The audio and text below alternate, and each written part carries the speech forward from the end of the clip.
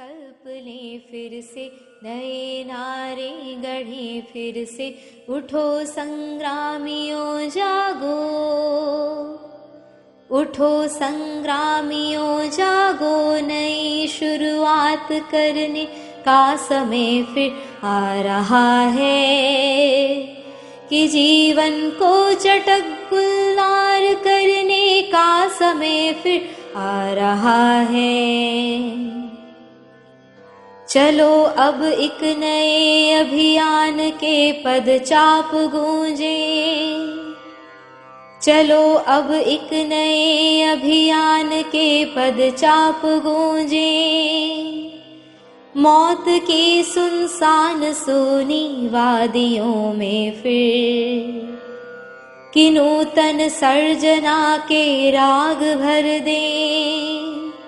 शोक गीतों भरी इन घाटियों में फिर दरकती हिमशिलाएं, दरकती हिमशिलाएं। सर्दियों के बाद हरदम ही वसंत आता रहा है, यह प्रकृति की गति रही है। अंधेरे गर्भ में ही रोशनी पलती रही है, अंधेरे गर्भ में ही रोशनी पलती रही है।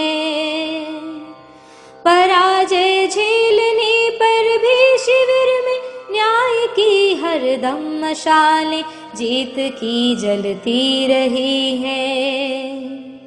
पराजय आज का सच है, पराजय आज का सच है। समर तो शेष है फिर भी, उठो ओ सर्जको। नव जागरण के सूत्र रचने का समय फिर आ रहा है, कि जीवन को चटक गुलजार करने का समय फिर आ रहा है। नए संकल्प ले फिर से, नए नारे गढ़े फिर से।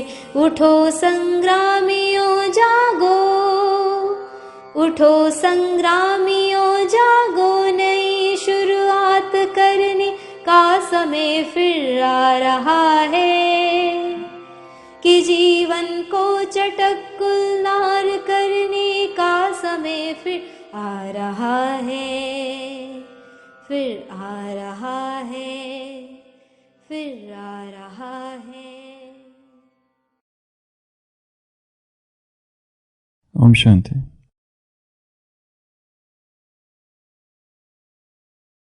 पानी पर तिरता है आईना, आँख झिलमिलाने लगी।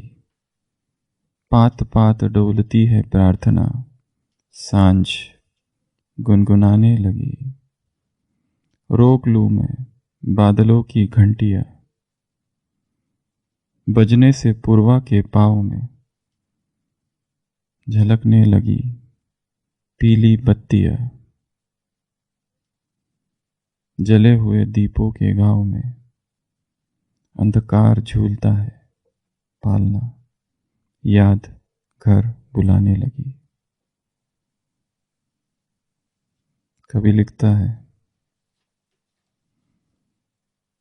पानी पर तैर रहा है जैसे आईना, आँख झिलमिलाने लगी है।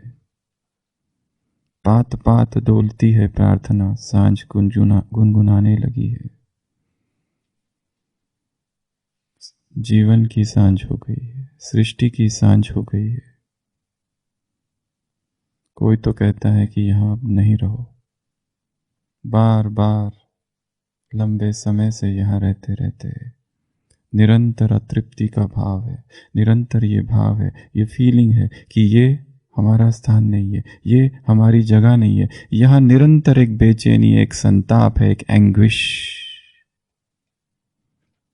जो खत्म ही नहीं होती। रोक लूं मैं बादलों की घंटियां, बजने से पूर्वा के पाँव में झुकने लगी पीली बत्तियां। जले हुए दीपों के गांव में अंधकार झूलता है पालना, याद घर बुलाने लगी। हर अनुभव, हर बात, हर चीज जो यहाँ हो रही है निरंतर एक अतृप्ति का भाव, एक बेचैनी का भाव पैदा करता है, जो ये इंगित करता है कि ये संसार हमारा नहीं है, हमें यहाँ से कहीं और जाना है, कोई और बुला रहा है। यहाँ आंखें बंद हो रही है, आंखें झिलमिलाने लगी, पात पात डोलती है प्रार्थना।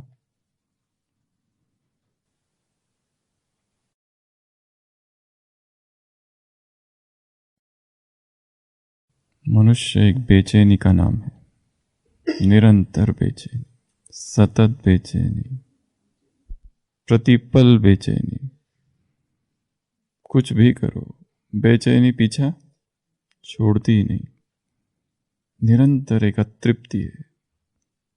अतृप्ति किसकी? वो होने की जो हूं नहीं। असंतोष किससे? जो हूं उससे। जो है वो नहीं, जो नहीं है वो पाने की चाह, वो आकांक्षा, वो अभिप्सा निरंतर हृदय में है। और ये अभिप्सा, ये बेचैनी निरंतर है। कैसे इस बेचैनी से छूटे? प्रश्न है, क्या कभी छूट भी सकते हैं? जबकि ये संसार ही हमारा नहीं है, ये घर ही हमारा नहीं है, ये सृष्टि पूरी हो चुकी है, सांझ हो गई है सृष्टि की। जब तक उस घर में नहीं जाएंगे तब तक ये बेचैनी मिटेगी ही नहीं। मुरलियों में आता है, शांति इस संसार में हो ही नहीं सकती, असंभव। शांति केवल शांति धाम में ही है।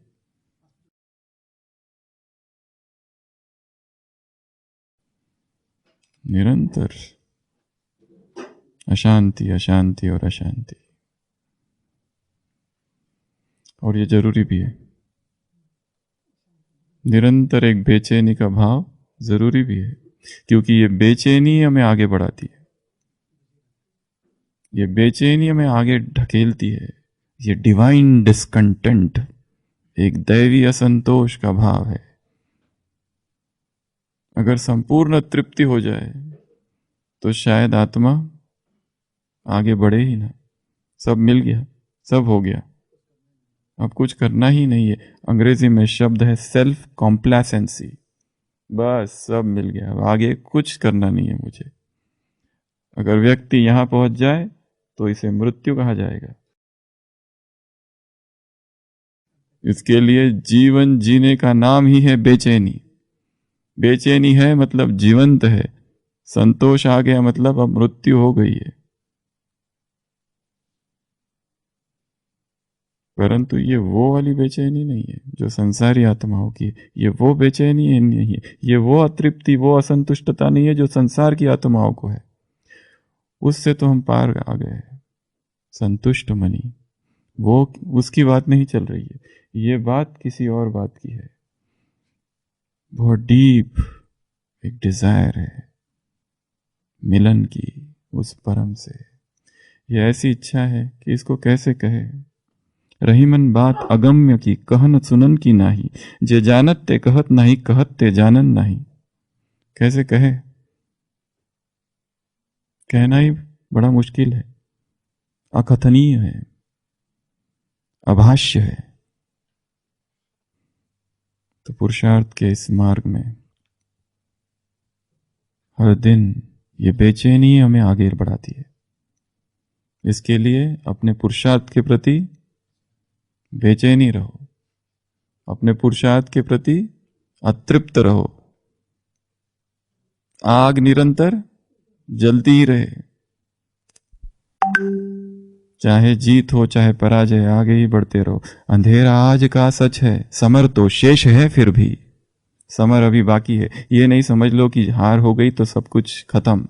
ये नहीं समझ लो कि ब्राह्मण बनने के बाद हमसे इतने बड़े बड़े पाप हो गए, इतने बड़ी देहभान की मिस्टेक्स हो गई, इतने लोगों को दुख दे दिया, ऐसे ऐसे हिसाब किताब बाहर निकल के आ गए, हम हार गए। अंधेरा आज का सच है, समर तो शेष है फिर भी। समर अभी बाकी है।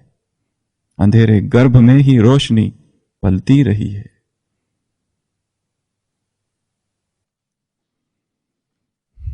तमिल साहित्य में एक बहुत बड़ा कवि, नकीरार, नकीनार, अलग अलग नाम है उसके, संगम काल पर। संगम काल तमिल लिटरेचर का काल है, तमिल साहित्य में संगम काल कहा जाता है। ईसा के 100-200 वर्ष पूर्व के काल को संगम काल कहा जाता है।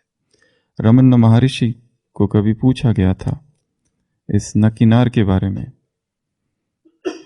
कि वो तपस्या करता था, योगी था, निर्जन वन में अकेला तपस्या करता था, जन समुदाय से कोई संपर्क नहीं, सोशल मीडिया जीरो, बैठकर तपस्या करते रहता था, साधनारत। और एक दिन अचानक उसने देखा झाड़ की एक पत्ती गिरती है नीचे।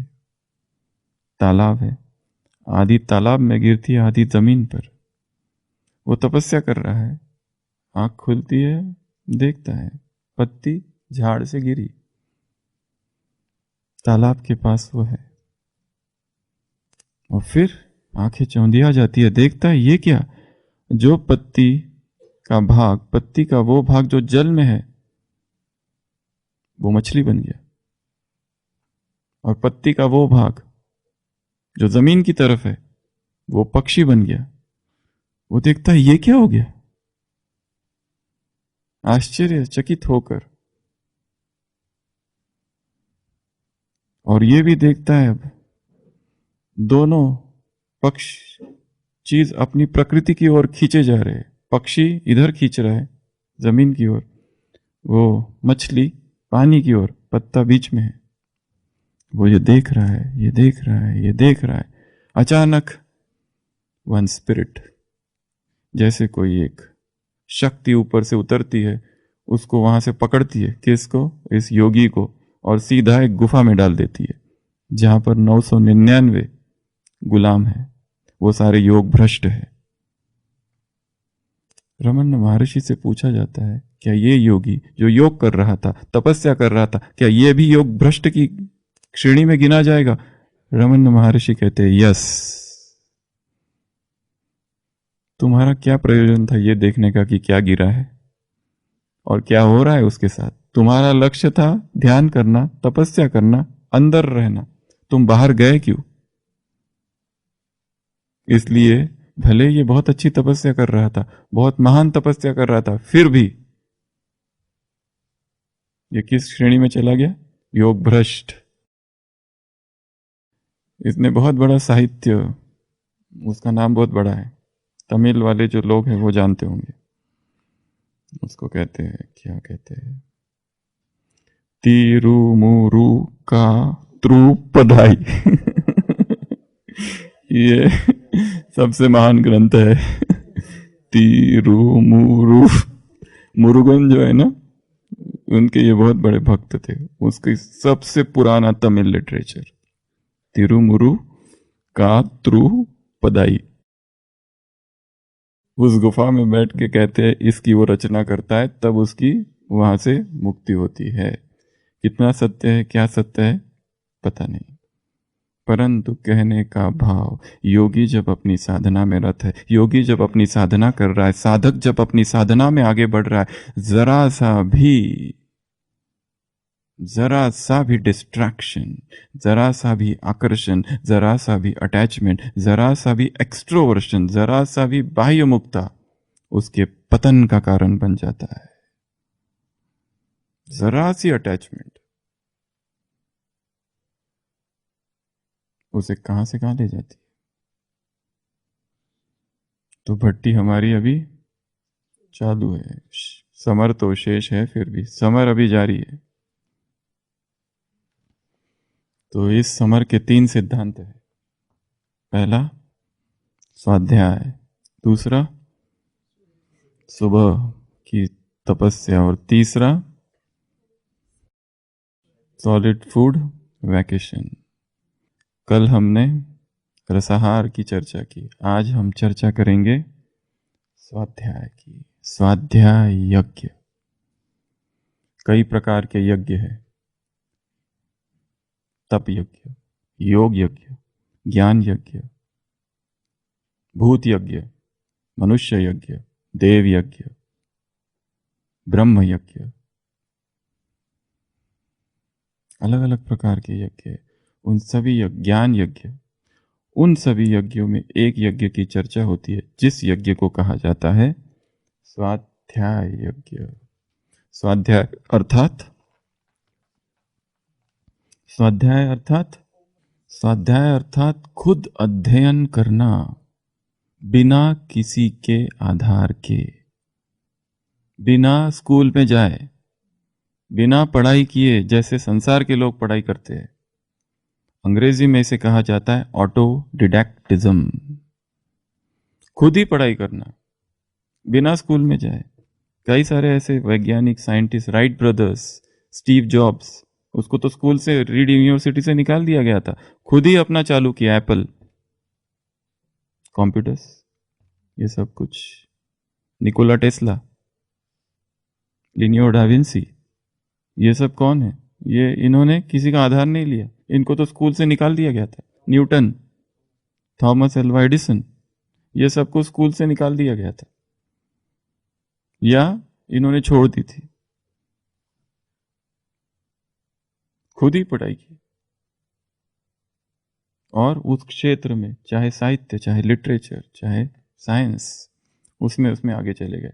स्वाध्याय अर्थात सेल्फ स्टडी, स्वाध्याय अर्थात सेल्फ एजुकेशन, स्वाध्याय अर्थात सेल्फ लर्निंग, स्वाध्याय अर्थात ऑटोडिडैक्टिज्म। खुद को ही पढ़ाना, खुद की ही स्टडी करना। तो इस भट्टी की 3 सूत्रों में ये एक महत्वपूर्ण सूत्र है स्वाध्याय। पर यह शब्द बड़ा गुह्य है, बड़ा गहन है। ये इतना आसान नहीं है कि किताब लो और पढ़ो। इसको स्वाध्याय नहीं कहा जाता। इसमें 10 बातें हैं, उन 10 बातों की हम चर्चा करेंगे। स्वाध्याय अर्थात सबसे पहला,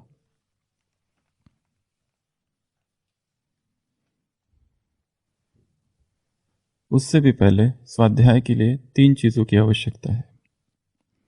एकांत। पढ़ाई कहाँ की जाती है? एकांत में।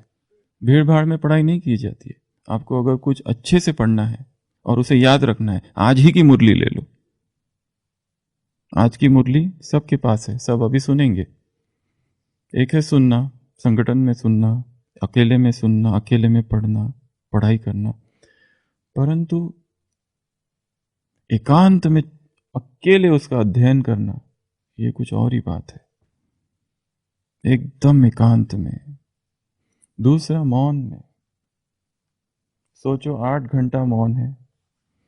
सुबह 8 बजे से 4 बजे तक का टाइम आपको दे दिया गया। मुरली हाथ में है और कोई भी आपके समीप नहीं आएगा, किसी से बात नहीं करनी है। एकांत है। पहाड़ों पर, छत पर या किसी कमरे में है। और कहा कि एक ही काम करना है तुमको, 8 घंटा, 9 घंटा, 10 घंटा। कौन सा? इस मुरली को बार बार पढ़ो, समझ लो इसको। तो अध्ययन के लिए क्या चाहिए? एकांत, मौन। हम जब एमबीबीएस में थे, हम लोग लाइब्रेरी में पढ़ते थे। स्कूल, हॉस्टल में, कमरे में कभी कोई नहीं पढ़ता था। एडिक्शन था लाइब्रेरी का, क्योंकि वहां पर डिस्ट्रैक्शंस कम होता था। कमरे में रहो, खिड़की से देखो, फिर इधर हाथ डालो, फिर उधर देखो अलमारी में कुछ है क्या, फिर कैंटीन में जाओ, फिर ये करो, फिर वो करो, फिर कोई दूसरा आ जाएगा कमरे में, और बताओ कहाँ तक हुई पढ़ाई, और बताओ क्या होगा, अरे ये इंपॉर्टेंट है क्या, वी इंपॉर्टेंट, सबसे ज़्यादा इंपॉर्टेंट कौन सा है, बातें चालू। लाइब्रेरी में, लाइब्रेरी खुलती थी 9 बजे, हम लोग जाते थे 6 बजे। लाइब्रेरी बंद रहती थी, उसके जो वरांडा, वो वहीं बैठ के आधे से ज़्यादा पूरे सारे स्टूडेंट्स घिरे हुए रहते थे, वहीं बैठ के पढ़ाई करते थे। फिर 9 बजे वो आता था, 9:30 बजे लाइब्रेरियन वो आएगा, लाइब्रेरी खोलेगा, तब हम लोग फिर अंदर जाएंगे। तो वहाँ किसी से बात नहीं कर सकते, एक दूसरे से, स्ट्रिक्ट रूल्स रहते थे। टॉकिंग नॉट अलाउड लाइब्रेरी में। तो लाइब्रेरी में पढ़ने के लिए क्या चाहिए? साइलेंस। बिना साइलेंस के पढ़ाई होती ही नहीं है। लोग फटाफट दो मुरली, आज की मुरली पढ़नी है, मुरली लो, पढ़ रहे हैं, फिर बात भी कर रहे हैं, फिर मोबाइल भी देख रहे हैं, फिर इधर उधर भी देख रहे हैं कौन क्या कर रहा है। ऐसे में थोड़ी पढ़ाई होती है। पढ़ाई के लिए चाहिए एकांत, पढ़ाई के लिए चाहिए मौन, और पढ़ाई के लिए चाहिए संपूर्ण अंतर्मुक्ता। तब कहीं समझ में आते हैं आज की मुरली विशेषता है। पहली परखना, दूसरा निर्णय करना, तीसरा ग्रहण करना। जितनी गहरी परख शक्ति होगी उतनी गहरी निर्णय शक्ति होगी, और निर्णय करने के बाद ही परख सकते हैं।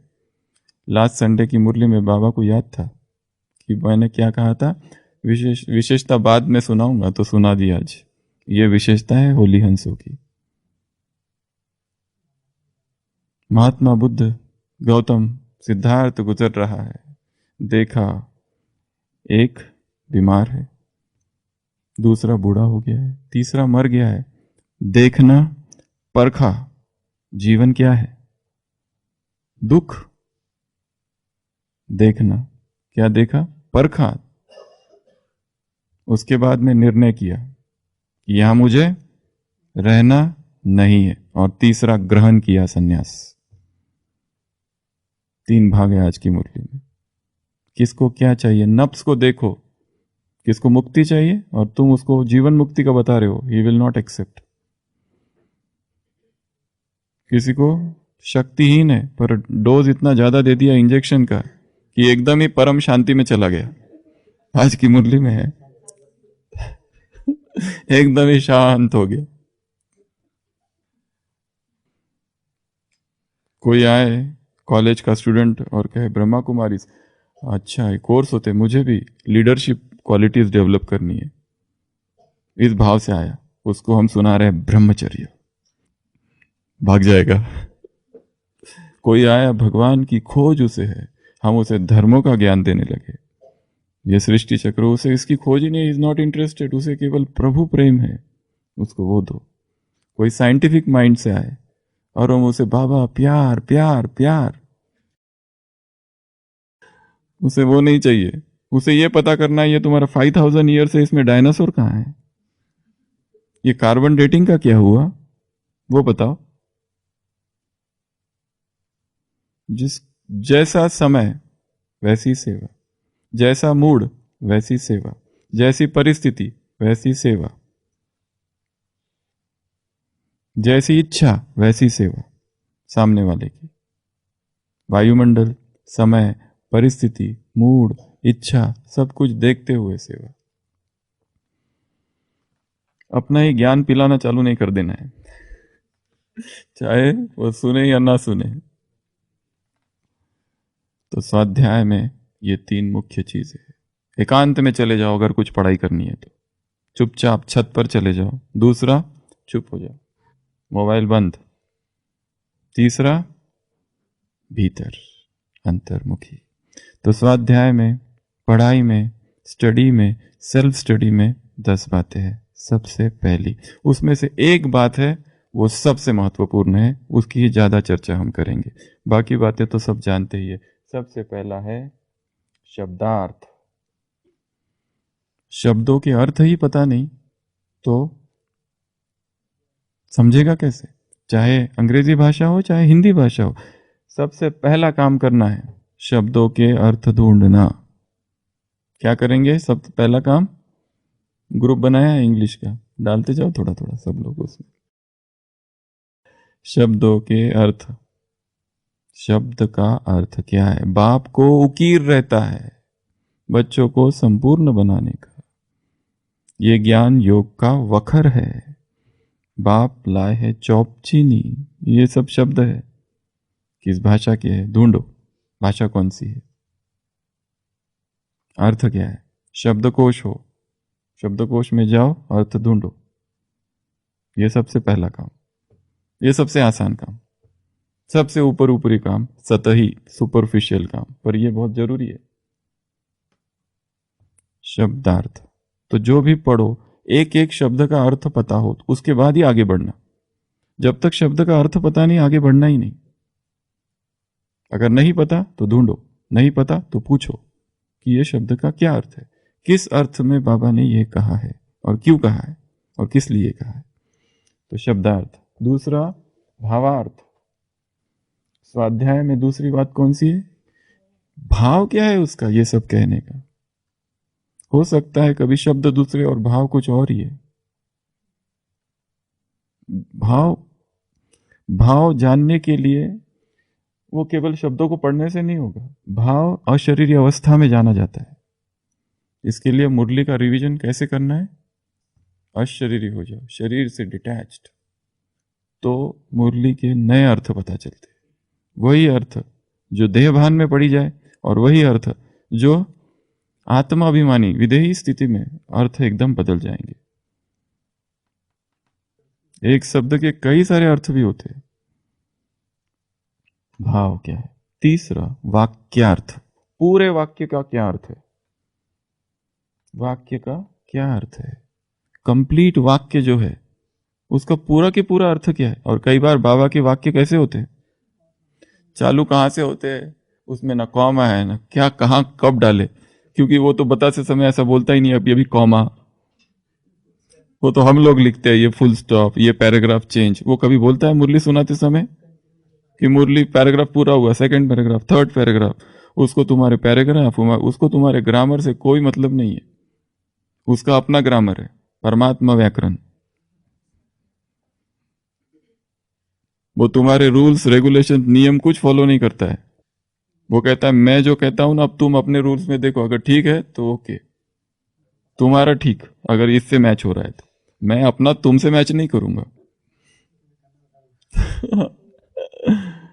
तो पूरे वाक्य का क्या अर्थ है? पूरे वाक्य का अर्थ के लिए बेस्ट है स्लोगन्स। जो मुरलियों में स्लोगन आते हैं, पूरा के पूरा एक वाक्य होता है, एक ही वाक्य होता है। उसको सबसे पहले तो याद कर लो पूरा के पूरा। ठीक है, पूरा के पूरा याद कर लो क्या है ये। पूरे वाक्य का क्या अर्थ है? एक है टुकड़ा टुकड़ा समझना, ये शब्द का ये अर्थ है, ये शब्द का ये अर्थ है, ये शब्द का ये अर्थ है, ये शब्द का ये अर्थ है। चौथा गूढ़ार्थ। गूढ़ अर्थ क्या है उसका? भावार्थ समझ लिया, उसका भाव ये है, उन शब्दों का ये अर्थ है। एक वाक्य है, उसमें 3 शब्द है, 3 कठिन अर्थ शब्द है, हमें तीनों का अर्थ पता नहीं, हमने उसके अर्थ ढूंढे, वो पता चल गए। फिर उसको जोड़ने की कोशिश की, थोड़ा सा वाक्य अर्थ समझ में आया, फिर उसका भाव समझ में आया, फिर उसके डीप में क्या है, इसको अंग्रेजी में कहते हैं कोनोटेशन।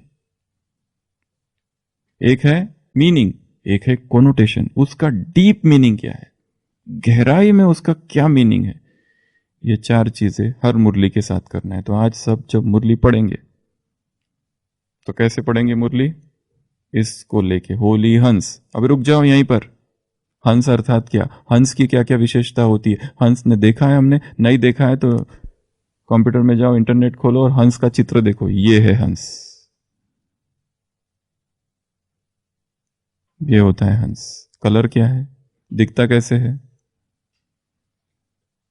इस ऐसा दिखता है, ऐसी उसकी आंखें हैं। मेरी कैसी है? हंस। होली, होली शब्द का अर्थ ढूंढो। होली के कितने अर्थ है? पूरी मुरलियां है इसके ऊपर एक शब्द पर। एक तो होली, एक तो होली ये बाबा का अर्थ है, उसकी होली। और तीसरा बीती सो बीती, चौथा रंग, पांचवा जलाना। पवित्र तो पहला वही तो बताया। और होली, होली ये तो हमने बाबा ने सारे अर्थ बताए 5-6। संसार में होली शब्द का क्या अर्थ है, डिक्शनरी में होली का क्या अर्थ है वो ढूंढो। Holi cross, Holi ghost, Holi spirit,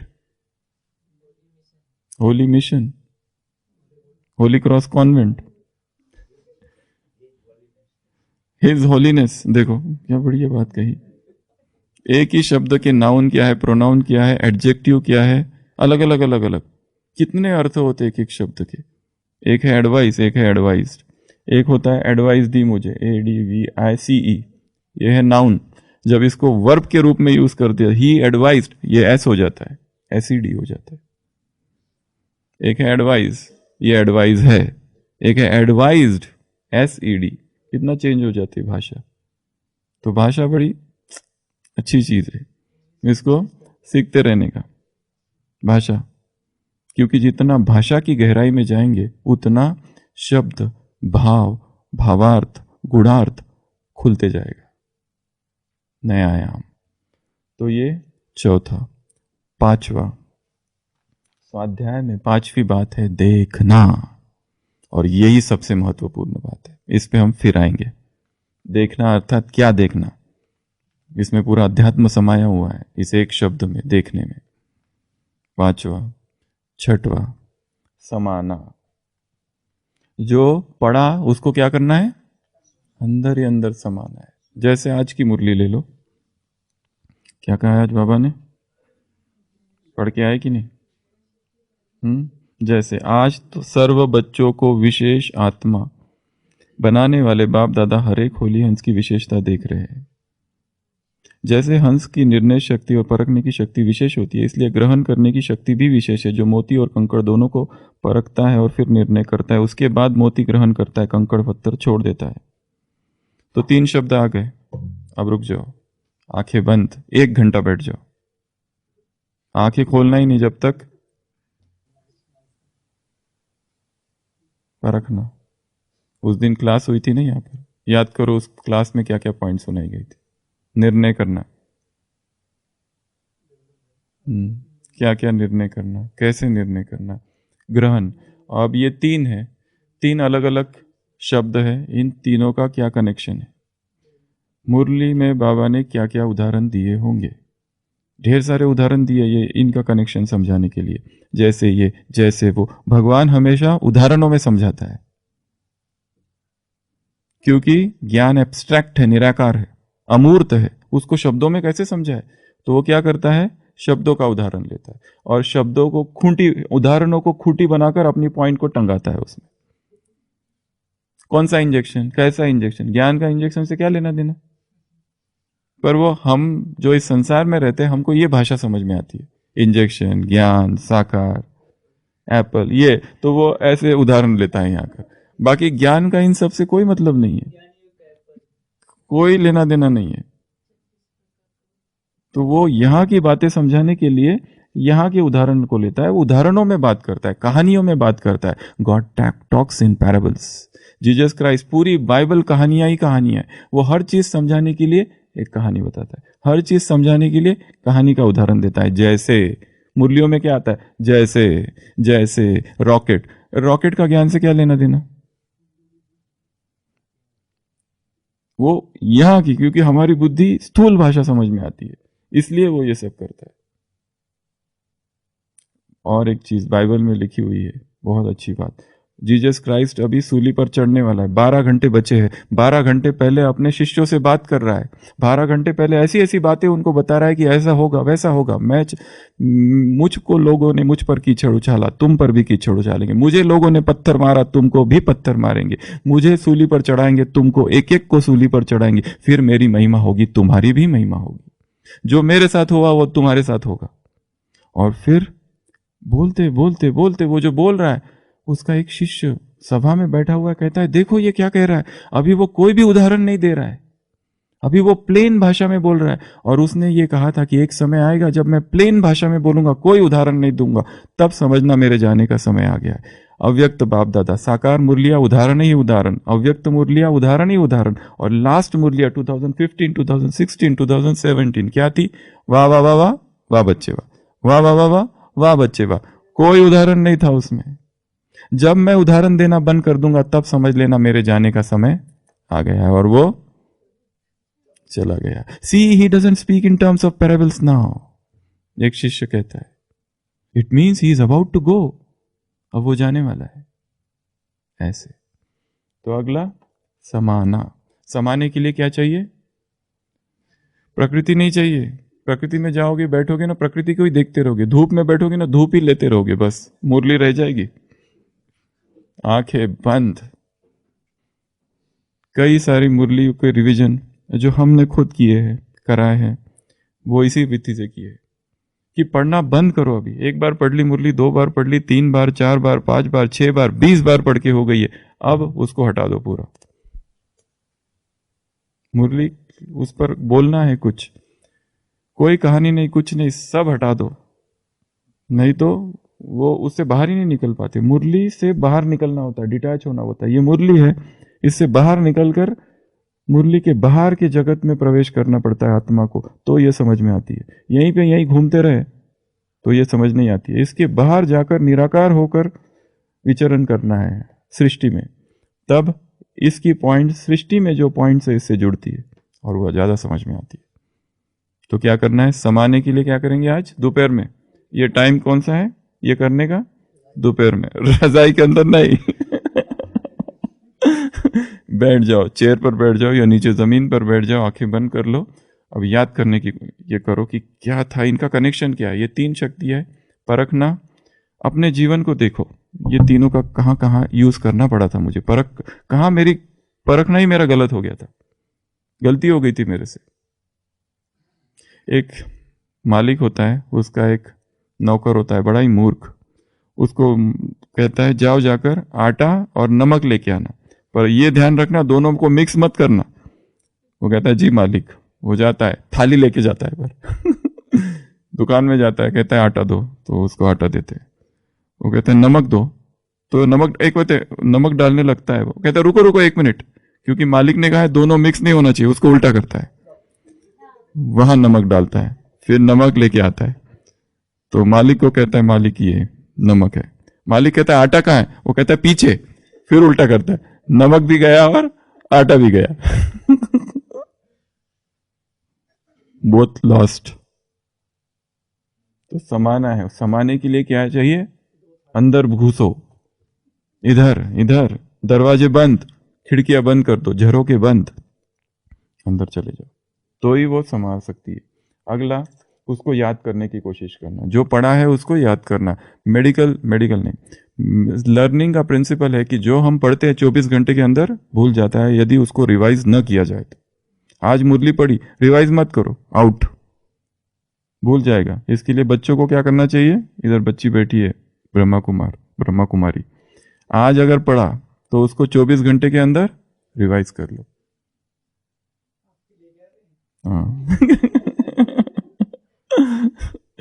24 hours के अंदर, आज मुरली पढ़ी, 24 आवर्स के अंदर एक बार उसको रिवाइज कर लो, फिर छोड़ दो।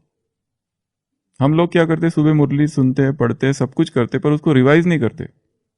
इसके लिए गई वो हाथ से, तब तक दूसरी आ जाती है। इतना बम्बार्डमेंट हो रहा है ज्ञान का और क्लासेस का कि नया नया आ ही रहा है। अरे रुको, स्टॉप, वेट। जो पढ़ा है उसको, कविता कैसे याद की जाती है? भर भर भर भर। तो अगला पॉइंट है रिपीटिशन। अगला पॉइंट क्या है? रिपीट करना, उसको दोहराना। जो पढ़ा, एक बार पढ़ने से काम नहीं होता है। एक बार मैंने मुरली पढ़ ली, मुरलियों में आया 21 जनवरी 1969 मुरली, ये मत समझ लेना कि तुमने सारी मुरलियां याद है क्या, कल की भी याद नहीं होगी तुमको। समय पर ज्ञान याद आ जाना, यही तीव्र पुरुषार्थ है। फर्स्ट अव्यक्त वाणी यज्ञ की, कल की भी तुमको याद नहीं होगी। बाबा कितना श्योर है। ये ज्ञान इतना वोलाटाइल है, वोलाटाइल मत है, वापसीभूत हो जाता है, एकदम एकदम एकदम एकदम उड़ जाता है, पारा जैसा है ये ज्ञान। इसके लिए इसको तो पकड़ के ही रखना पड़ता है ऐसे, थोड़ा भी गया कि गया, योग भ्रष्ट। देखा उधर क्या चल रहा है, इधर मुरली पढ़ते समय देख रहे हैं, अरे वो खिड़की में वहां क्या हो रहा है, आवाज आ रहा है, लोग झगड़ रहे हैं। एकदम से इच्छा जागृत होती है, क्यों झगड़ रहे हैं? एकदम से अच्छा लगने लगता है, मतलब बताते नहीं है अच्छा लग रहा है, पर दो भाई झगड़ रहे, दोनों की कुछ हो रही है, एकदम उत्सुकता जागती है और दोनों की फिर दोस्ती हो जाती है, फिर एकदम मजा किरकिरा हो जाता है, दोनों की सुलह हो गई। तो मतलब जैसे एकदम पता नहीं। पर ये सर इतनी अखतनीय बात है कि किसी को बता भी नहीं सकते कि पहले इंटरेस्ट आ रहा था और अब दुख हो गया। क्योंकि हम तो कहते हैं हम विश्व कल्याणकारी, हमारी शुभ भावना है, हम तो जाके उनको छुड़ाएंगे, पर वो दोनों की वास्तव में दोस्ती हो गई तो दुख होता है, और दोस्त दुश्मनी बनी रहे उससे अच्छा लगता है अंदर। कैसे अजीब है हम लोग सब। अगला, नेक्स्ट, चर्चा करना। मुरली पढ़ी, अब क्या करना है? उसकी एक दूसरे के साथ डिस्कस करना उसके, मुरली हमारे मुख से निकलनी चाहिए, ये जो है ना, इसे बाहर निकलने दो उसको, तो क्या बनेंगे, ज्ञान के संस्कार यहाँ बनेंगे। कई लोग मुरली पढ़ते हैं, सब कुछ करते, पर डिस्कस नहीं करते। और कई सेंटर्स हमने ऐसे भी देखे हैं कि रात को सोते समय सारी सेंटर्स की बहनें मिलते हैं, बैठते हैं और डिस्कस करते हैं। ये बाबा ने क्यों कहा, कैसे कहा, ये ऐसा क्यों कहता है, वो वैसा क्यों कहता है। पूरा आर पार डिस्कशन होना चाहिए एकदम, बिना रिकॉर्डिंग के। हाँ, डिबेट इधर कराई थी ना, डिबेट इधर हो, झगड़ा झगड़ा लगा देना इधर डिबेट हुई है बहुत बार, एक ग्रुप इधर एक ग्रुप उधर, और दोनों ग्रुप झगड़ते रहो, टीचर बैठ के बजा देंगे तो और लास्ट, प्रैक्टिकल एक्सपेरिमेंट। जो आज सुना मुरली, परखना है मुझे, किस किस को परखना है, व्यक्तियों को परखना है। मेरी परखने में कहाँ गलती हो गई थी, कल कुछ ना कुछ गलती हो गई थी। और कभी कभी गलती इतनी लंबी है, कई सालों तक चलती है, हम लोगों को परख ही नहीं सकते व्यक्ति को। हम सोचते ये मेरा दोस्त है, मेरा दोस्त है, मेरा दोस्त है, मेरा दोस्त है, और वो हमारा दुश्मन है, दुश्मन है, दुश्मन है। हम परख ही नहीं पाते लास्ट तक। दुश्मन वैसे हमारा कोई है नहीं, पर हम अटैच हो जाते हैं लोगों से। तो ये 10 बातें। अब हम आते हैं बीच वाली बात पर, ये 9वां है। पहला, शब्दार्थ, भावार्थ, वाक्यार्थ, गुणार्थ, देखना, समाना, रिवाइज करना, चर्चा करना, प्रैक्टिकल एक्सपेरिमेंट करना। एक बाकी है, स्वरूप बनना। एक्सपेरिमेंट करने के बाद क्या करना, उसका स्वरूप बन जाना, उस पॉइंट का। स्वाध्याय का सबसे मुख्य अर्थ है देखना, सेल्फ स्टडी, सेल्फ रिमेम्बरिंग। क्या देखना है? अध्यात्म अर्थात केवल एक ही चीज, विजुअलाइज करना, देखना। जो पढ़ रहे हो ना, उस वाक्य को क्या कर देना है, विजन में कन्वर्ट कर देना। जो स्टोरी सुनते हो, कैसे स्टोरी सुनना, जैसे हमारे सामने घटित हो रही है। तो ये सारी हमारी जो सीरीज है अभिनव क्रांति की, ब्रह्मा कुमारीज की, ये यज्ञ के इतिहास की हिस्ट्री है। जो कुछ इस यज्ञ में आज तक हुआ, वो हम केवल पढ़ेंगे नहीं, उसको अपनी आंखों से अब देखेंगे, अनुभव करेंगे। देखना है, जो भी हम पढ़े, स्वाध्याय जो भी करे, उसको क्या करना है, देखना है। एक पैराग्राफ पढ़ लिया मुरली का, अब उसको आंखों के सामने लाओ, वो कैसा दिखता है। जैसे बाबा ने मुरलियों में कहा, जैसे डॉक्टर इंजेक्शन देता है, तो अभी रुको, एक डॉक्टर को देखो, और वो इंजेक्शन लोड कर रहा है, वो भी देखो, और वो दे रहा है, ये भी देखो, उसको स्पिरिट विरिट लगा रहा है, सब देखना, आंखों से विजुअलाइज करना। तो वो बात कैसी हो जाएगी, परमानेंट। हम क्या करते हैं, खाली बुद्धि से सोचते। बुद्धि का काम है केवल सोचना, उसको हटा दो, विजुअलाइजेशन। शब्द जो होते हैं ना, ये रामानुजन और ये सब लोग क्या शब्दों में, अंकों में कलर्स देखते थे, उड़ते थे, उनके लिए शब्द संगीत था उनके लिए। नहीं तो छोटा सा बालक रामानुजन, उसको वो लोग एमए और बीए के जो मैथ्स के सम है, वो उसको आ जाते थे। कैसे, क्या, वो इतना छोटा सा बालक, उसको वो सारे सम आ जाते थे, क्योंकि वो, उसके लिए गणित उसका इमोशंस था, उसकी लाइफ थी, उसको किसी ने सिखाया नहीं, वो ऑटोडिडक्ट था, किसी ने सिखाया नहीं उसको गणित, वो खुद ही टीचर्स को सिखाता था। वो इतना छोटा सा रामानुजन, कहां से ये पावर आई? क्योंकि वो he was in love with maths. लोगों को मैथ्स तो दूर भागते, मैथ से पसंद ही नहीं आता है। वो ज्योमेट्री के और अरिथमेटिक के ऐसे सम एक एक धड़ धड़ धड़ से सॉल्व कर देता था चुटकियों में, ऐसी पावर थी उसमें। तो देखना, क्या देखना, डॉक्टर को, डॉक्टर की बात आई तो डॉक्टर को देखना, नर्स की बात आई तो नर्स को देखना, इंजेक्शन देखा तो, अगर जिसने देखा नहीं तो चले जाओ उधर, देखो इंजेक्शन कैसे होता है। आज की मुरली में इंजेक्शन आया ना, मुझे देखना है। कल की मुरली में भी था, बाबा सर्जन है। हाँ, तो सर्जन कैसे दिखता है, आंख बंद करो, देखो सर्जन का ड्रेस कैसा है, देखना, इमेजिन करना। ठीक है। एक मरीज एक हॉस्पिटल में पहुंचता है, एक डॉक्टर के पास एंट्री करता है अंदर। डॉक्टर को कहता है जनरल चेकअप करना है, ये मेरे रिपोर्ट से। डॉक्टर सारे रिपोर्ट देखता है, बीपी देखता है, पल्स देखता है, सब कुछ देखता है। कोई तकलीफ है? वो कहता है कोई तकलीफ नहीं है। वो कहता है बहुत बढ़िया, तुम बहुत अच्छे हो, तुम्हारे सारे रिपोर्ट अच्छे हैं, सब कुछ बढ़िया है। वो कहता है थैंक यू डॉक्टर। पेशेंट बाहर जाता है, दरवाजे से बाहर जाते ही कोलैप्स हो जाता है, गिर पड़ता है। डॉक्टर बाहर आता है, नर्स भाग के आती है, क्या हुआ क्या हुआ? डॉक्टर देखता है, मर गया, ये तो डेड। डॉक्टर क्या कहता है अभी आगे? क्या कहता है? इसको उल्टा कर दो, ये दिखाओ कि ये अंदर आ रहा था, यहां से जा नहीं रहा था। क्या कर दो, इसके पैर उधर कर दो ताकि ये आ रहा था, अभी हमने देखा ही नहीं था, क्योंकि हमने कहा था सब ठीक है, और सब ठीक है और गया और गिर गया। फटाफट चेंज करो पोजीशन। ये कहानी है, इसको देखना है। प्रैक्टिकल कहानी है, थोड़ी मेडिकल वाली कहानी है, आपको सुनानी नहीं चाहिए थी पर सुना दी। क्योंकि हमारे इंटरेस्ट की कहानी है। तो देखना अर्थात खुद को देखना। क्या देखना? अब ये दूसरी बात, दूसरा पहलू, जो पढ़ रहे उसको देखना, दूसरा अपने आप को देखना। अध्यात्म अर्थात अपने आप को देखना। क्या देखना? अपने आप को बैठ के देखते रहना। सुबह मैं लोगों के साथ इंटरेक्ट किया तो मैंने कैसे उनके साथ बिहेव किया। आंखें बंद करो, स्ट्रेंजर्स के साथ मैं कैसे बिहेव किया, जो मेरे साथी थे उनके साथ कैसे बिहेव किया, मेरे अंदर आज कौन सी जेलसी का भाव उत्पन्न हुआ। सारे दिन भर मैंने सुबह से लेकर अब तक क्या क्या किया वो देखना। उधर गया, 4 लोग आए, उन्होंने मुझे गालियां दी, विरोध किया, अपोज किया, तब मेरे अंदर क्या हलचल हुई। दूसरी तरफ गया, उन्होंने कहा ओ तुम तो बहुत बड़े योगी हो, वाह वाह वाह वाह वाह, बहुत ही अच्छा, आप जैसा तो कोई है ही नहीं, बहुत ही अच्छा आपका स्वभाव है। तब मेरे अंदर क्या हुआ।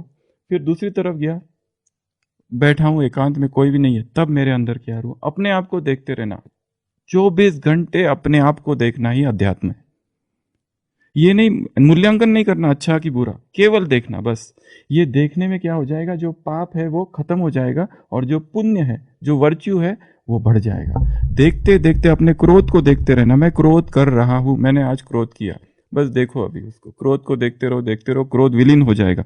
और क्रोध को देखते देखते प्रेम का आविर्भाव होगा, प्रेम जन्म लेगा। केवल देखना। 24 घंटे में स्नान कर रहे हो, अपने आप को देखो, अपने आप को वॉच करो, मन की स्थिति क्या है, मन में क्या विचार चल रहे। शरीर, अपने श्वास को देखना, संवेदना को देखना शरीर में, चित्त को देखना, चित्त की वृत्तियों को देखना। ये 4 चीजें सतिपट्ठान। केवल देखना, देखते रहना, देखते रहना, देख रहना। ये है स्वाध्याय। स्वाध्याय अर्थात पतंजलि इसको कहते हैं स्वाध्याय, गुरुजीएफ इसको कहता था सेल्फ रिमेम्बरिंग, ज्ञान में बाबा इसको कहते हैं स्व को देखना। अपने आप को देखते रहो बस। अभी यहां बैठे हैं ना, अपने आप को देखो। सभी आंखें बंद करेंगे 1 सेकंड के लिए। जो पोजीशन में, पोजीशन चेंज नहीं करेंगे पैरों की, हाथों की, जैसा है वैसा ही। आंखें बंद, अपने आप को देखो। शरीर के सिर के सिरे से लेके पांव तक शरीर में क्या हलचल हो रही है, कितनी उत्तेजना है, कहीं कुछ ना कुछ हो रहा है, कुछ ना कुछ जग रहा है, अनाम है, कहीं दर्द है, कहीं खुजली है, कहीं कंपन है, कहीं धूजन है, कहीं पुलकन है, कहीं सुखद, कहीं दुखद, कहीं प्रिय, कहीं अप्रिय, कुछ तो हो रहा है शरीर में। और जो कुछ हो रहा है सब अवचेतन मन से जुड़ा है, सबकॉन्शियस माइंड से।